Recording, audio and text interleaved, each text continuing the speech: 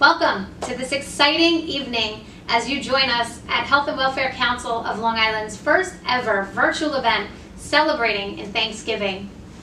I want to start this evening filled with gratitude, thanking our sponsors. First and foremost, our diamond sponsors, Northwell Health and Bank of America, for your extraordinary generosity. I want to thank our gold sponsors, Health First and Morgan Stanley, for your generosity, and to all of our sponsors. It is because of you that we are here tonight, and we are so thankful for your support. I want to thank our board, chaired by David Nemiroff, our board at Health and Welfare Council, our fierce warriors for social justice, and I am so grateful for each and every one of you. Thank you to our fundraising committee, made up of board members David Nemiroff, Jose Calderon, Marianela Casas, and Colleen Merlot, extraordinary leaders who have been working so hard to make this night possible. And of course, I need to thank our team at Health and Welfare Council. These are folks who work every day on the front lines to pursue a Long Island that is equitable, to address issues such as hunger, access to health care, social mobility, opportunity, and to just make Long Island's future bright. I am thankful to each and every one of you for your tremendous work. We know so many of you have faced loss during the last several months and are not able to come together with your families as you normally would, because you need to preserve the safety of your family and our communities during these very difficult times. It is for that reason that I feel such privilege to welcome you here tonight. We have much to be thankful for. We have faced some of our darkest times as a region, but in that pain and in that struggle, we've been given an extraordinary gift to redefine, reinvent, and rebuild this region as one that serves all families. Because you see, we knew before COVID-19 that Long Island was not serving all families. On the front lines, every single day, we've witnessed growing poverty, growing hunger, lack of access to health care, quality education, social mobility, and quite frankly, so much more. The fight for social justice, it's never wavered. But in the cloak of fear and distress that COVID-19 has brought us, our region, and quite frankly, our country and our entire world, we have learned something really important. And you know what that is? That the well-being of all of us depends on the well-being of each of us. We've been catalyzed by this more universal recognition that building an equitable future for this region, confronting our segregation, our pain, our collective hunger, this is just not what we need to do. It's who we need to be. All of us. And the exciting and really tremendously exciting news is that together we can be who we need to be for all Long Islanders. And we can build a future that is bright, that is powerful, and harnesses the notion that even when one child or one person or one community's potential is made dim, the whole world is darker. And we can't accept that on Long Island. We can't accept that anywhere. The time has never been greater for the nonprofit community to shine its light strong. And shine we will, thanks to support from people like you. We have an exciting night ahead as we come together to share in this special evening, and we have so much to be hopeful about as we look towards the future. In fact, it is my greatest hope that tonight ignites your excitement about the future, even as we walk into this very uncertain time and this very unpredictable winter. So please join me in having radical and what might sometimes feel like unreasonable hope. Please join me in having the audacity to know that in these difficult times, we can purge that which hasn't worked for our region, and we can build a future that is filled with almost unimaginable promise. Because I know we can. And I know we can because of people like you. So thank you for joining us at the Long Island Thanksgiving table. We are so grateful for you, and we hope you have a wonderful evening. My friends, I am sorry I cannot be with you today, tonight, to celebrate Thanksgiving with our Long Island family. I am really very proud of the work that we have done all together between the three organizations, with the people, World Central Kitchen, my beloved Hispanic Federation and Health and Welfare Council of Long Island. Together, we serve over 15,000 meals to seniors in Roosevelt and almost 8,000 meals to families in Huntington Station. You know, we should all be very proud of this beautiful partnership, which actually continues to help vulnerable seniors, Black, Latino, and immigrant communities. We were able to serve seniors who weren't able to pick up meals for themselves, protecting them to make sure that they will receive nutritious and delicious meals delivered right to their door. They always had a huge smile on their faces when they receive a meal from all of us. We serve families with children who would tell us that the meals they receive is what they look forward to. Nothing gives me more joy when a plate of food brings hope. And not only did we serve those in need, but we were able to help El Sueño, Danny's Deli, and Sangria 71, three special, unique, local, minority-owned restaurants in Long Island that they were able to keep the doors open. You know, not throwing money at the problem, but investing in the solution. These partnerships show that when we come together, we can truly make a difference. Thank you to all the staff and volunteers from the organizations who came together in a moment of disrepair to serve their community, our community. It has been an honor working alongside you during these unprecedented times. From the deepest part of my heart, gracias, I love you. With the people together, we can accomplish anything.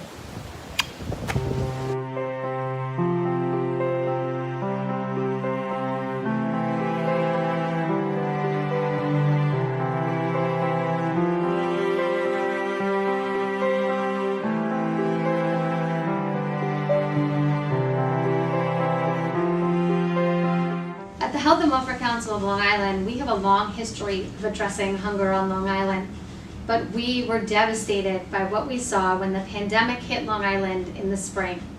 We immediately needed to gather new resources and bring resources from outside of Long Island into Long Island.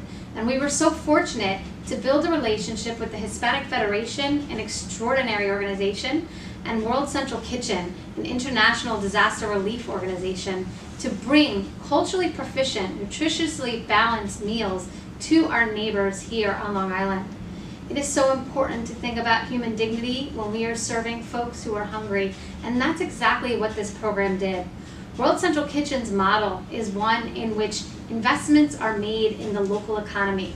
So we were able to partner with local restaurants in the communities of Roosevelt and Huntington Station to meet the needs of our neighbors who are facing extraordinary hunger and provide them with hot meals to bring to their homes to eat.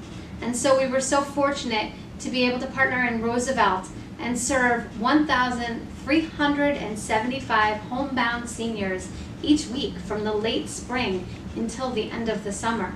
This program also afforded us the ability to provide 1,000 meals each week to families in Huntington Station who were in need. We are so grateful for this partnership and the ways in which this program stimulated our local economy and has been able to help our neighbors. And so I'm thrilled to allow the restaurants who participated with us the opportunity to share tonight with you what it meant to them. Hello, my name is Billy Mustakas. I'm the owner of the Imperial Diner, which is located in Freeport, New York.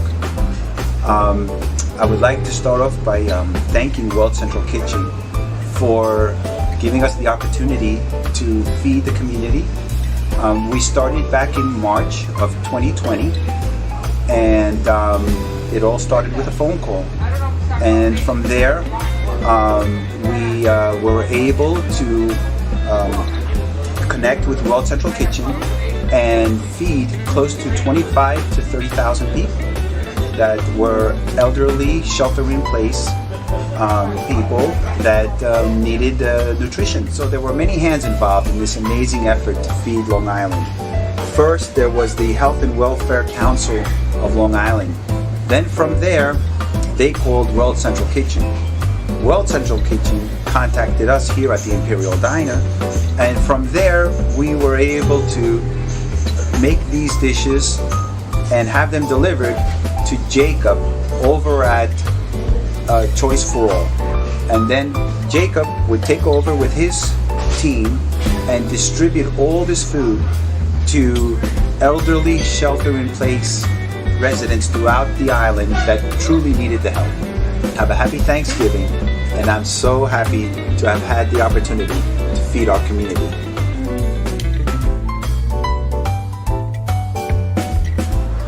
Hi, this is Mirna Alfaro, and I'm talking on behalf of Dennis Deli. And it was a wonderful opportunity for us when World Kitchen came to us, because that was a big opening for all my employees, and it was such a blessing to have you and serve you, because help us, it was back and forth. We help you and they help us, and it was such a wonderful thing. Thank you so much.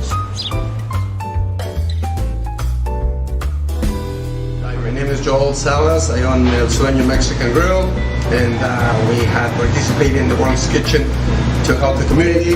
And the reason that I came to this location or this community is because I want to be able to be part of what is a need, and that's all we can do. I'm here to help anytime.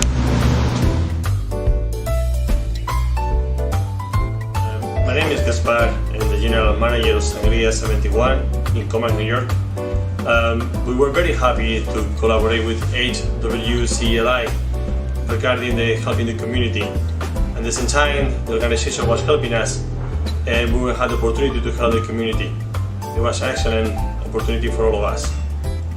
You have just heard about how our investment in local restaurants made a difference in our local economy while serving families in need and homebound seniors.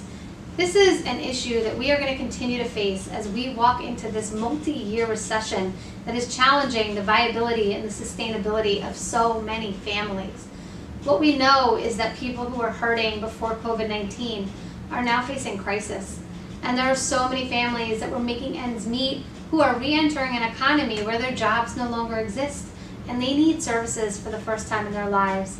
So I want to thank you for supporting us tonight, and I want to thank you in advance for your continued support of the work that we are doing at the Health and Welfare Council of Long Island to address the needs that have been unmasked by COVID-19 and that we know are exploding and are going to continue to be really powerful as we walk into these deep and dark winter months and into the spring. People are hurting. Our neighbors are hurting. Together, we can create transformative change to create equity and to build a bright future, even with the challenges that we face. In fact, I would say that these challenges give us a really ripe opportunity to look at reform and to look at how we can better serve our families so that every single community has the opportunity to meet its potential and to thrive. Thank you.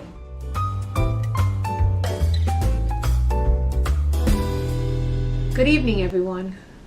My name is Deb Salas Lopez. I'm Senior Vice President of Community and Population Health at Northwell Health. We're proud to be a diamond sponsor of this wonderful event. We're here tonight celebrating the work that the Health and Welfare Council of Long Island is doing. We're proud to be working alongside of you. The work that you're doing is so incredibly important to our community now more than ever. We look forward to working with you and the community that you serve in the future. Northwell Health took care of the most COVID-19 patients in the country. Our communities were disproportionately affected by COVID. The pandemic of COVID caused other pandemics, including the pandemic of poverty and food insecurity. We're working hard alongside of organizations like yours to address these unmet social needs. Congratulations to the other honorees that are working alongside of us with the Health and Welfare Council of Long Island. You're doing incredible work and making an incredible difference in our community.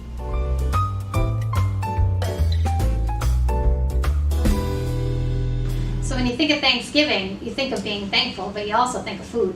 And so one of the things we're excited to share with you tonight is a whole handful of local restaurants that are going to share recipes with you that you can recreate at your family's Thanksgiving table. We invited you to the Long Island Thanksgiving table, so of course we need to make sure that you walk away with some happy recipes to feed your families and to have a special, special holiday season. Hi, I'm Matt Connors. I'm the owner of the Lake House in Bayshore, and today we're going to be making my family's turkey stuffing. The fennel sausage and a little bit of olive oil.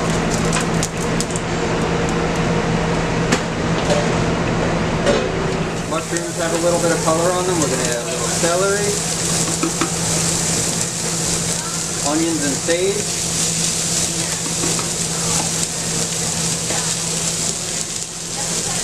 Garlic, a little bit of butter for flavor. Okay, now we're adding our brioche bread. Brioche is a richer form of the loaf bread that you can find in your supermarket. And then we're adding our chicken stock.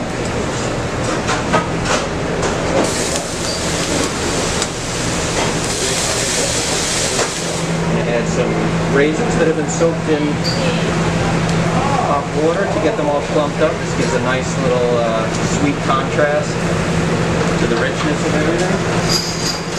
Some pine nuts, a good amount of Parmesan cheese, a couple teaspoons of truffle oil.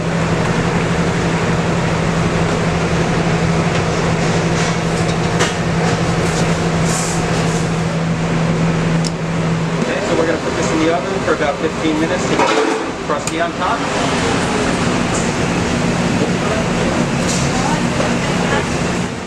This is our Umbrian stuffing for you to make at home for Thanksgiving.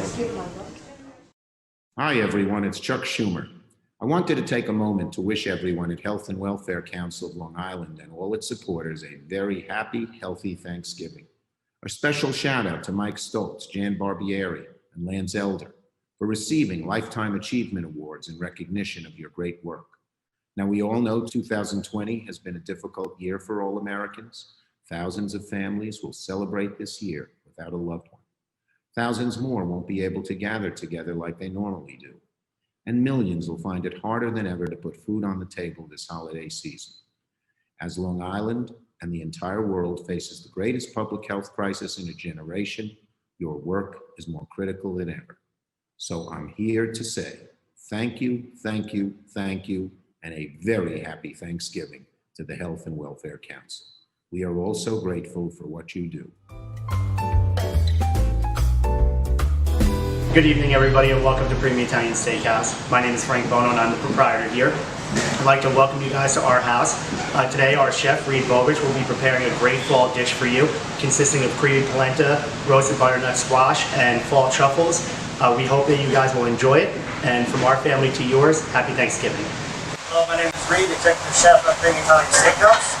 Today we'll be making a beautiful creamed polenta for a perfect winter day with butternut squash, porcini mushrooms, mixed wild mushrooms, and winter truffle.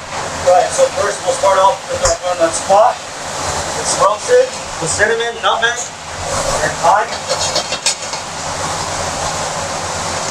Get that nice and warm. We're gonna add a little herbs, a little sage, rosemary. Once we get this pan nice and hot, we'll start filling the sauce with the polenta.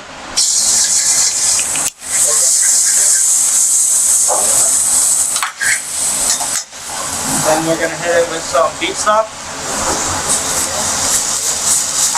That'll build the sauce a little bit more.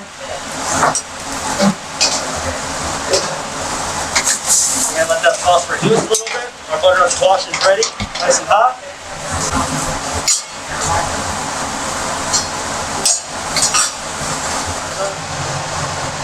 Set it right in the middle.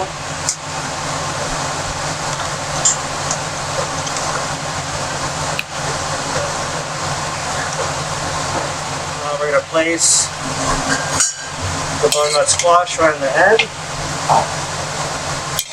This was roasted for half an hour. Nutmeg, cinnamon, herbs. And it'll taste just like fall. Mixing it up real good. We're going to place our porcini mushrooms, or shiitake mushrooms, and our cremini mushrooms. So it really brings that earthy flavor to it. It'll balance the dish out real nice.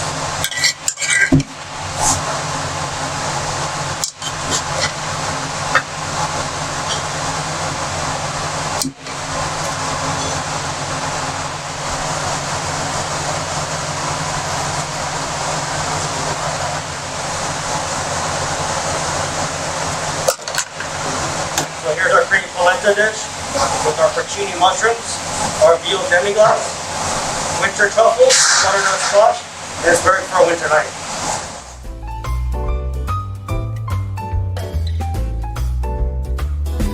Hi, I'm Bob Isaacson, Long Island Market President for Bank of America. As we all take time to give thanks this holiday season, it's also an important time for reflection. We are proud of our long-time partnerships with not-for-profits across Long Island, like the Health and Welfare Council, EAC Network, and many more. But this year, we're particularly proud of the more than $1 million that we have deployed on the island for COVID relief. We know that the need in our community is greater than ever before, and Bank of America is committed to supporting our not-for-profit partners, our clients, and our employees as we move forward together. Thank you, Health and Welfare Council, for all that you do. Hi, it's Senator Kirsten Gillibrand, and I'm so pleased to be part of your virtual Thanksgiving. For many families, this year's celebrations won't look like they usually do. Today, I'm thinking about the families who can't gather together in person and the families who are struggling to put food on the table. And I'm sending my thanks to organizations like the Health and Welfare Council of Long Island that are helping Long Island families navigate these difficult times.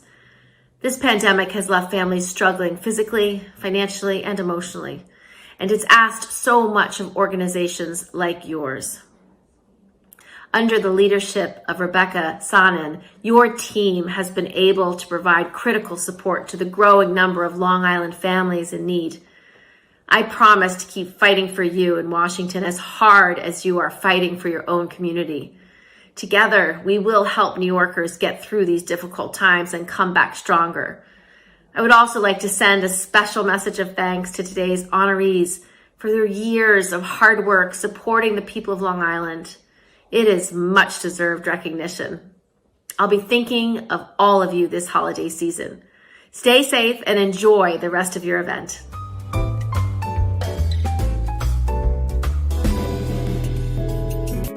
Hi, my name is Alberto Renderos, and I'm an international certified chef at the Pan American Academy of Culinary Arts in New York City.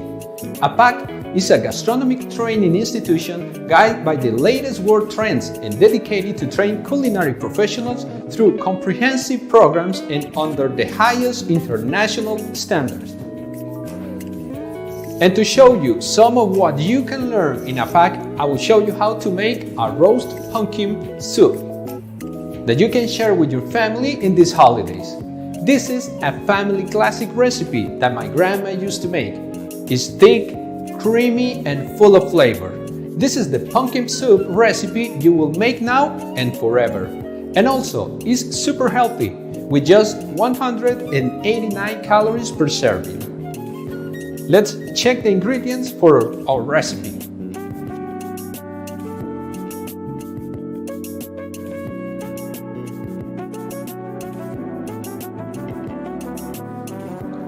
The first step is preheat the oven to 450 degrees. While the oven is heating, we have to add the pumpkin in a single layer in this tray. I'm gonna add oil,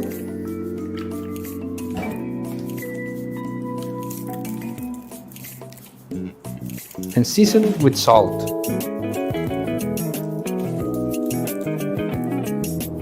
We're gonna put this in the oven for around 30 minutes to roast it. Once the pumpkin is roasted, it has to cool down.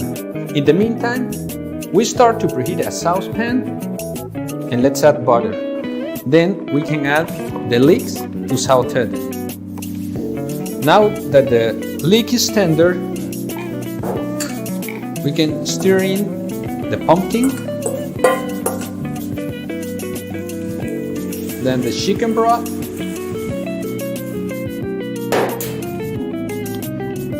fresh thyme, and some pepper.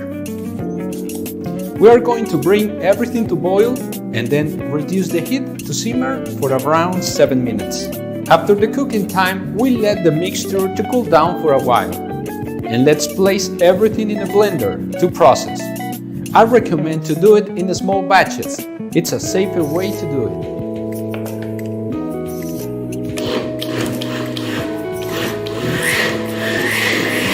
We place it back into the saucepan and bring it to boil again. Now that it's boiling, we reduce the heat and add the cheddar cheese until completely melted.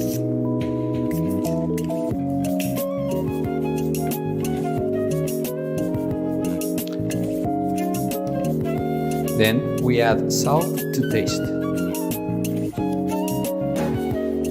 The soup is ready to serve, and we're going to garnish with sour cream and green onions.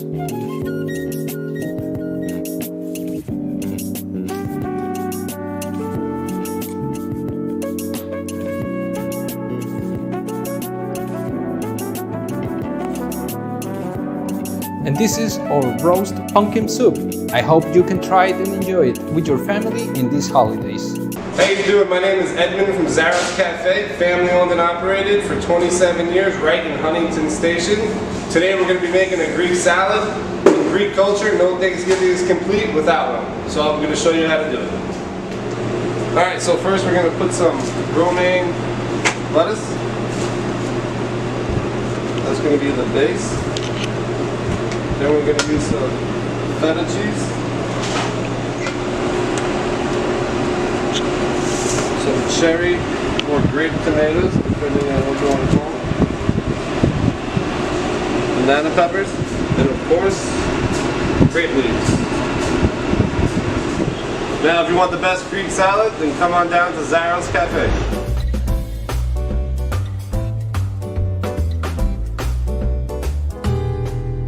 Privilege and honor it is to be here tonight to present Lifetime Achievement Awards to 3 extraordinary Long Island leaders who have dedicated their lives, their energy, their time, their hearts, and their brilliance to making Long Island a better place for families and for communities. When I think about each one of these 3 leaders, one word comes to mind: excellence. We can look across our region and we can identify many people who devote energy to creating change and creating hope and creating opportunity. But excellence, it stands out. Excellence means always going above and beyond the call. Excellence means calling others to action by how you lead. Excellence means promoting human dignity and equity in every aspect of your work. Excellence means leaving families, communities, and the region a better place because you have led. I invite you to join me tonight as we congratulate tonight's honorees. I am so very excited tonight to present the Health and Welfare Council of Long Island's first ever Ruth Bader Ginsburg Social Justice Award to our Attorney General, Tish James. We could focus on the extraordinary loss that we face this year, or we can celebrate the incredible, powerful, transformative figure that RBG was for our nation, for women, and for all of humanity. Tonight we are gathered here in Thanksgiving, and I am so thankful, as I know you are, for the legacy of her most extraordinary life. And it is my great privilege to honor our New York State Attorney General Tish James tonight with our first ever RBG Social Justice Award. We have chosen her to be our honoree because of her commitment to social justice. It has been unwavering, and because, like Ruth Bader Ginsburg, when she witnesses injustice, when she has seen cataclysmic wrongdoing or the smallest acts of oppression, she galvanizes her office with all of its resources to respond, to defend, and to relentlessly pursue justice. Congratulations, Tish James, on being our first ever Ruth Bader Ginsburg Social Justice honoree. I want to thank Rebecca Sannon and the entire Health and Welfare Council of Long Island for this award. It is especially meaningful as it bears the name of a woman who devoted her life and gave her last breath in the struggle for equality and social justice in America. Ruth Bader Ginsburg's fearless fight for equal justice under the law, gender equity, and women's rights pushed us one step closer to our more perfect union. And since 1947, the Health and Welfare Council of Long Island has also been devoted to that mission. Because of your efforts, more seniors and low-income families have life-saving health insurance. You are feeding the hungry, caring for the sick, and empowering the most vulnerable with financial literacy tools and direct assistance as they work towards economic independence. And you are responding with a loving and open heart to the needs of Long Island's increasingly diverse population. With more than 83,000 confirmed cases of COVID-19 reported in Suffolk and Nassau counties, your work is more important than ever. One of the highlights of my time as New York State Attorney General has been the privilege of working side by side with you on such critical issues as protecting consumers from COVID-19 frauds and scams, ensuring an accurate and complete 2020 census, and standing with Long Island families that have been devastated by the opioid crisis. But you have not only worked with me. The hallmark of your existence is coalition building. More than 200 social service agencies are part of your network. Ruth Bader Ginsburg once said, "Fight for the things that you care about, but do it in a way that will lead others to join you." You are the living embodiment of those words, and I am fortunate to be one of your many partners, and the people of Long Island are blessed by your service and advocacy. Finally, I'd like to dedicate this award to the more than 1,800 employees of the Office of Attorney General. They are working tirelessly through this pandemic to ensure that the rights of all New Yorkers are protected. I am proud to lead this army of dedicated social justice warriors, and I accept this award on their behalf. Thank you. Letitia James, New York State Attorney General.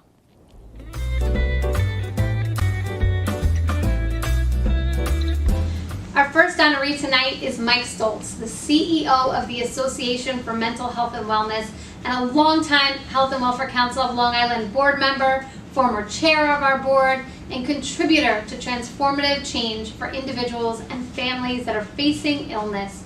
He is so deserving of this award. Mike leads with kindness as a strategy. He is distinguished time and time again by how collaborative and giving he is to the families that he serves and the organizations that he serves with. In a time in which it is so hard for people who face mental illness to access services, to navigate systems, to have equity and parity in how mental illness is understood, Mike has stood up and led and fought for individuals, for parents, for families, and quite frankly, for entire communities. He has made invisible pain visible. He has brought into our collective conversation and consciousness the critical importance of seeing ourselves and others and them and us, and making sure that every step we take advances the extraordinary potential and light of every person suffering, and therefore all of us. Congratulations, Mike Stoltz. Thank you for letting us honor you tonight.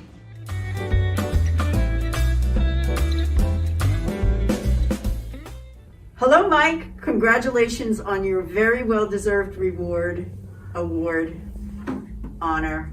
So here's one of our, I wouldn't say it's our fondest memory, but it's definitely a memory that we all collectively share. Okay, driving with Mike. Seatbelts on. All right.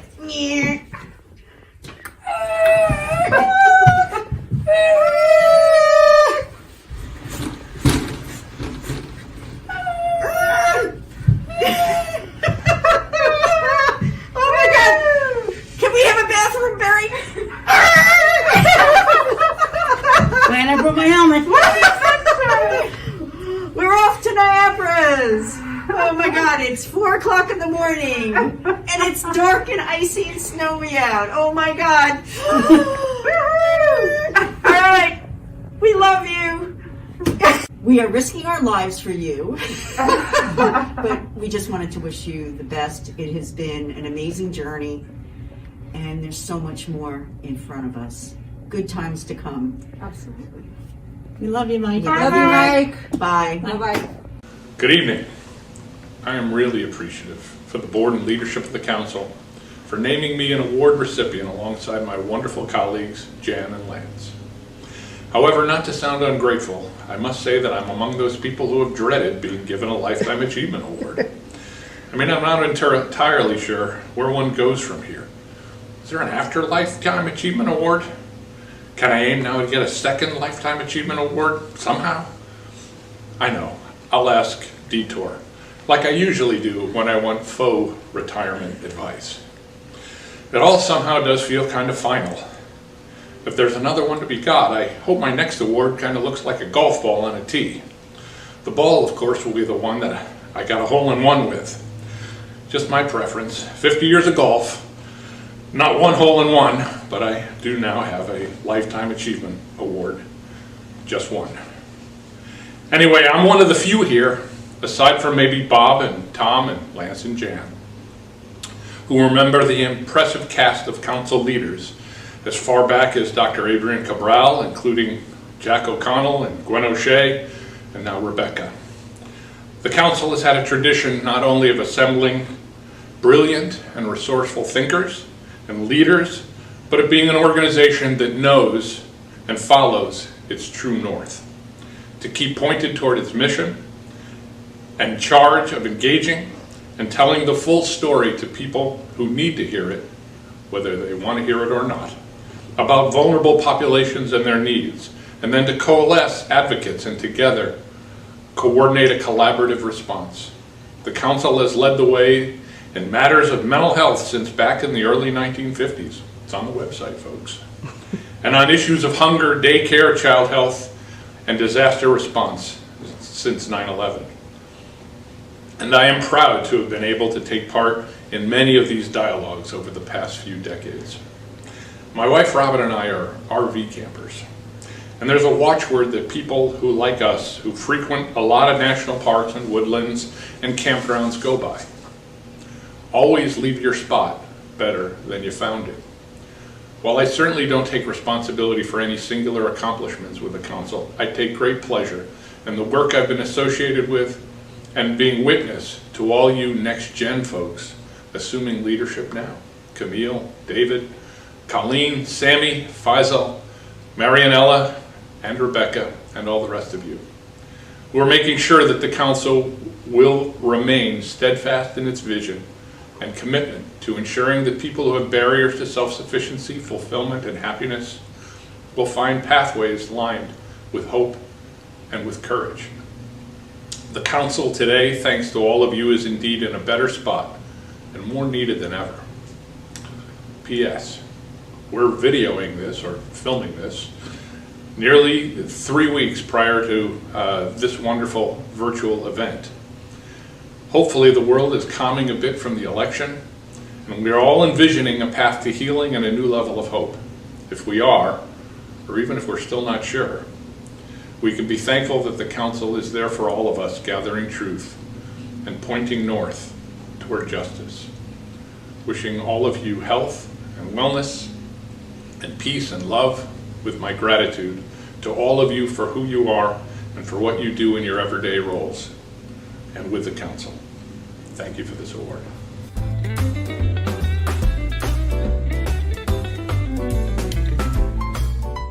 I am so pleased tonight to honor Jan Barbieri, the former executive director at the Child Care Council of Nassau.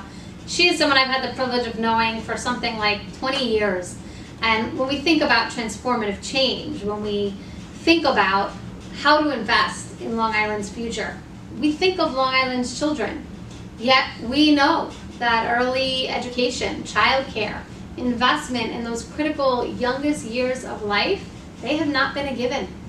Jan has been at the forefront of changing that, of catalyzing investment in the early years, of reframing the economic necessity of childcare, and demonstrating so passionately and compassionately that when we invest in children, we invest in Long Island's brightest future. Congratulations, Jan Barbieri, on receiving a Lifetime Achievement Award. Thank you for letting us honor you tonight. Congratulations, Jan, on receiving this Lifetime Achievement Award. Your passion for children and families and knowledge of the childcare industry are worth celebrating. You have moved issues, people, and communities throughout your career. Your voice will be missed, but your passion will carry on. Thank you for all you do and have done for Long Island and beyond. Hi, I'm Sandra Martinez. I'm a bilingual parent counselor and I'm working with the council for 13 years. And I meet Jan since then for 13 years now. And I'm really thankful to her for the opportunity that she gave me when she hired me to work here. Because like immigrant was a really big opportunity to learn, to grow, and to give all my knowledge in benefits also to other families, especially to my Spanish-speaking families, because Spanish is my first language. So I can communicate with them more and more, and I really appreciate this opportunity because I grow a lot, like personally, but also professionally. As a young early childhood educator, I would turn to the Child Care Council of Nassau for support, guidance, and professional development. I listened carefully to your words of wisdom at conferences and events and admired your passion, your dedication, and your wardrobe. You were always friendly and made small talk and made us feel comfortable, and how empowering to be recognized as a professional by Jan Barbieri. Always an advocate, always an educator, you helped shape the professional that I am today. What I want to say to Jan is, Jan, thank you for giving so much of yourself to this agency and to others and never expecting anything in return. You have embodied hard work and optimism, and I want to say congratulations on a well-deserved retirement. This is never goodbye, but see you later. Jan, you are a remarkable individual. You're personable and professional, and your work has truly made a lasting impact on our organization. Thank you for giving me the opportunity to work under your leadership to support early childhood professionals, children, and the families of Nassau County. Congratulations on your retirement. I'm so happy for you. You are like my mom here in the Child Care Council of Nassau, and believe me, I have learned a lot about this industry, but also like a person, like personally, like a family, like a professional person here. So thank you so much for this opportunity, and I wish you all the best in your new journey. Hi, I'm Jan Barbieri, former Executive Director of the Child Care Council of Nassau. This is actually the first time I'm saying that formally. I have been with the Council for 33 years. So for starters, I want to say thank you to the Health and Welfare Council, to the staff and to the board. This is an agency that is of the utmost importance on Long Island. It has always been a meaningful agency to the Child Care Council. I say thank you, Rebecca. Rebecca and I go back on many levels. We've worked together over the years in a variety of capacities. And over the past several years, we've had this opportunity now to work together as executive directors. Thank you very much for this award. And I have to say that I only accept it on behalf of the unbelievable staff that I have had the honor and privilege to work with. Running an agency like the Council and all health and human service agencies, it only happens as a team. I hope to come back and continue to fight the fight in childcare. There are two aspects of it that need to have very close attention paid to it. And we have many people out there fighting the fight for these two things. Regulations that focus on health and safety, and those are very important. It makes a very big difference.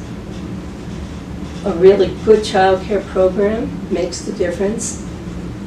For our children, they have to be safe and they have to have quality. But the workforce in the child care programs, that's what influences the quality. If you have a good workforce, you have a reliable workforce, you have people who are there, who stay on the job and don't just use it as a training opportunity, but stay with the job, who really understand child development,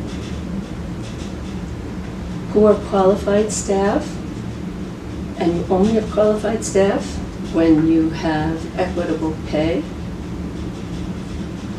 That's what makes quality child care, and that's what gives children the opportunity to have the best early childhood experience that gives them all the skills they need to go forward for the rest of their life. So thank you to all of you for all the work that you're doing. Thank you, Health and Welfare Council. Thank you for this evening, for this opportunity, for this award, for all of the work that you and your staff are doing across Long Island. Thank you to our legislators on both sides of the aisles that have been working with us and for us. We have many, we are fortunate in that we have gotten support, bipartisan support in many, many areas. And we have to make sure that continues to happen. So I thank you and happy Thanksgiving to all of you.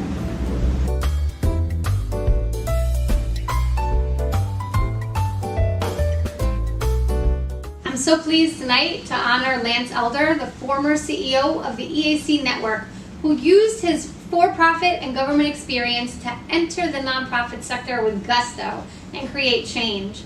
His purpose, his wish, was to create meaningful impact, and that he did. He successfully and meaningfully mobilized an extraordinary team to believe in his vision.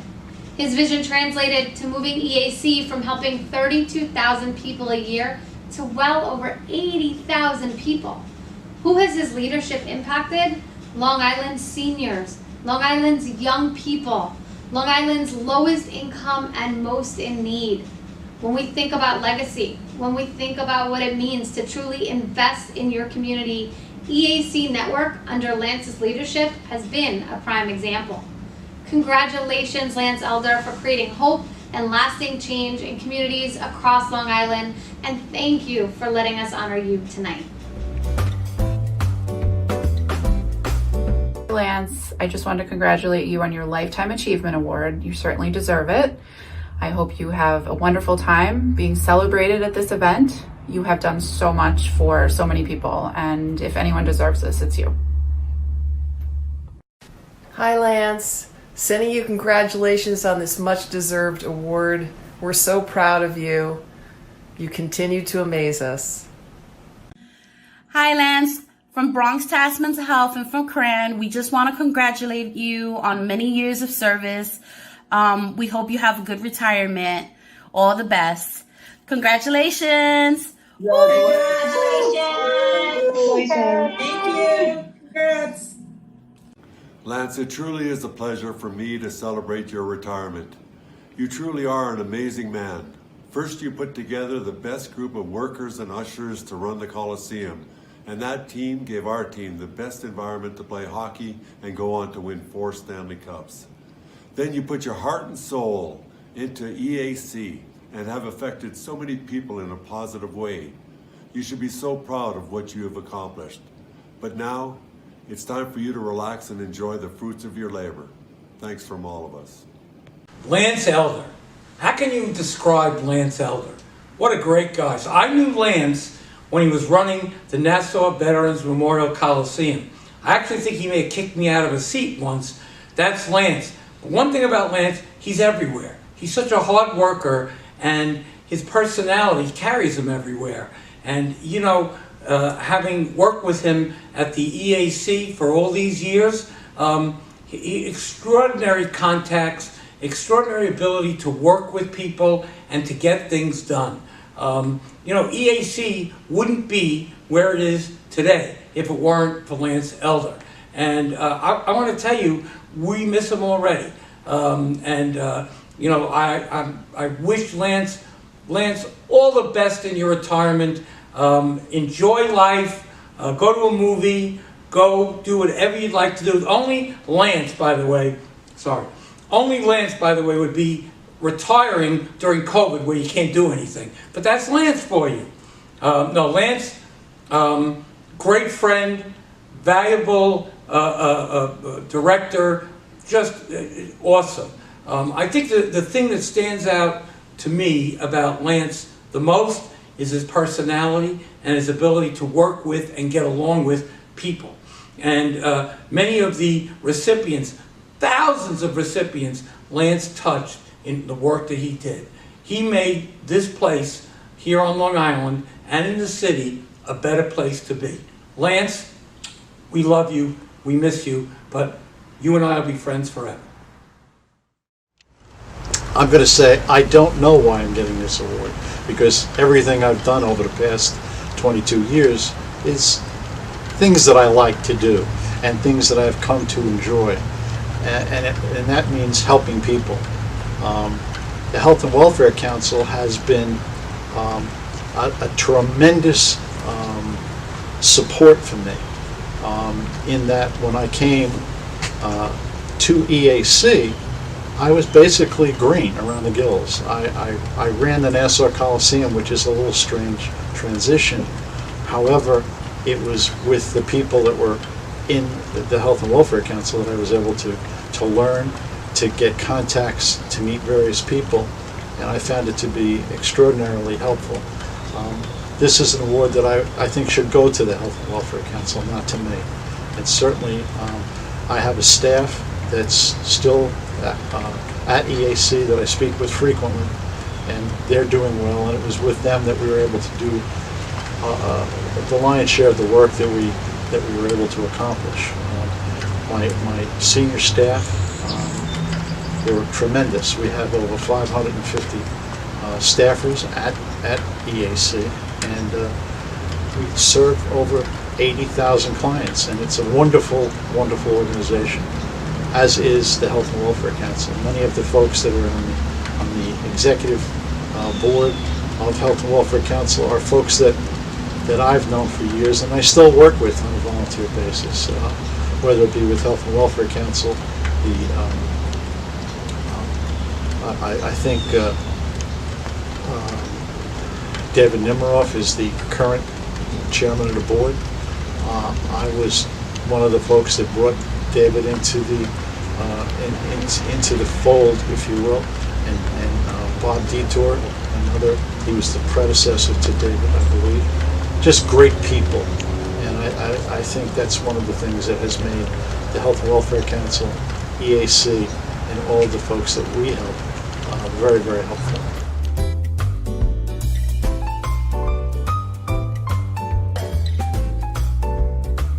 Hi guys, how's it going? I'm David Hirsch, Executive Chef and owner of Rooted Hospitality Group. We have all kinds of restaurants all over Long Island, from Nassau County to Suffolk County. And today I'm going to be making carrot cake, which is one of our featured desserts over at our newest restaurant, Flora, in West Hampton Beach. Before we begin, we'd like to say a special thanks to the Health and Welfare and their coalition for their dedication for serving Long Islanders in need, and also to you guys for watching this video and donating to their special cause and helping people all over Long Island. So to begin making carrot cake, you're going to need 2 bowls. And in the first bowl, we're going to put all the wet ingredients in sugar. So we'll put the brown sugar, we'll put the white sugar, we'll put the applesauce, we will put the vanilla, we'll put the canola oil, and our 4 eggs.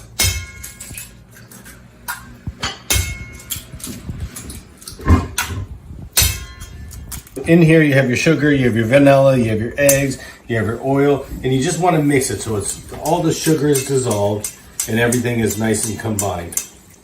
This is an amazing dessert to bring over to anybody's house on Thanksgiving, or to serve to your guests that come over to your house on Thanksgiving. All right, so if you take a look in the bowl, everything is combined. Everything is dissolved. There's no lumps of brown sugar. That's a good looking carrot cake. Now in the next bowl, we're gonna combine our dry ingredients. We're gonna put our flour, and we're gonna put all of our spices that we put together. So the spices that we have in here, a little bit of baking powder, baking soda, salt. We also have cinnamon, ginger, nutmeg, and allspice. And once that's done, we will take the flour and we are going to add it right into this mixture. Once you have it all in there and all the flour is combined, everything's mixed well, that's when you add your chopped walnuts. Now we use walnuts in 2 parts of this recipe. We're going to put it inside the carrot cake, and we are also going to put it on the outside of the carrot cake as well. We're going to add our 3 cups of carrot sticks, shredded carrots, and we're just going to kind of combine it. So now what we're going to do is we're going to make a double layer carrot cake. So we're going to take 2 pans, and you're going to want to fill up these pans about, I'd say, halfway each. You're going to want to try to spread it evenly, because you're going to want to have 2 even layers. And now we're ready to bake them. So we have an oven that's already preheated at 350 degrees, and we're going to stick them in there for roughly around 20 minutes, or until you can stick a little toothpick in it and pull it out clean. All right, so let's go ahead and get these in the oven.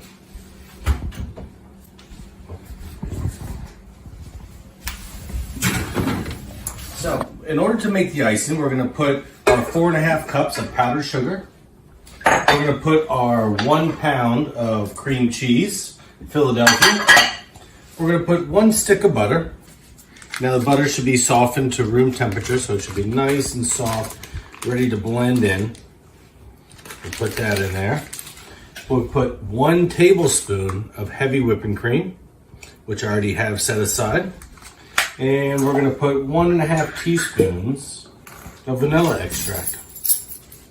So we'll do that. A little bit more. Oop, a little too much. We'll put that in there. Just a little bit. And once that's done, we're going to set this little thing down here, and we're going to turn it on. Start it off nice and slow. We're going to let it get combined.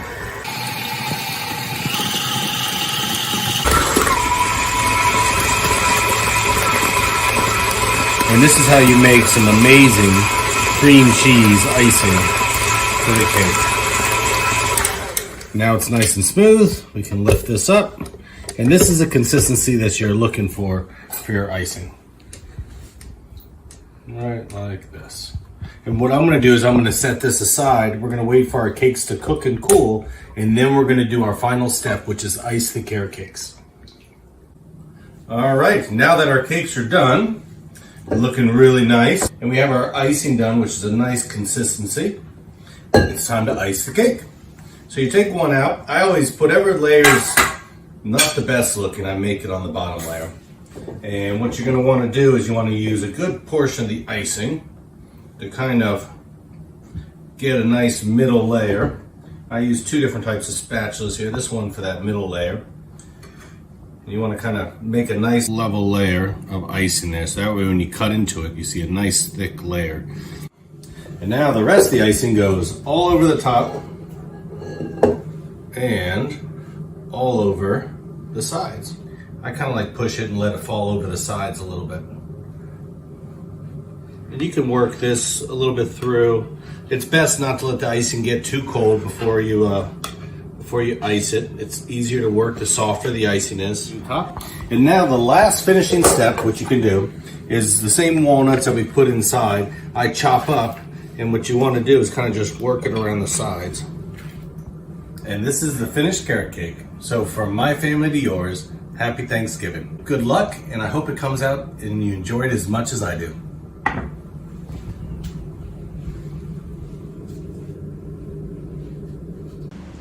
hope that you have enjoyed tonight as much as we have enjoyed having you with us. At Health and Welfare Council of Long Island, one of our greatest operating principles is that of gratitude. We are so grateful for the opportunity to wake up every day and serve the region that we have chosen to live, to work, and to raise our families. We are so happy to have partners like you who make this work possible. On behalf of our Board of Directors and our team at the Health and Welfare Council of Long Island, from our family to your family, we wish you a very healthy and happy Thanksgiving and holiday season. Thank you and have a great night.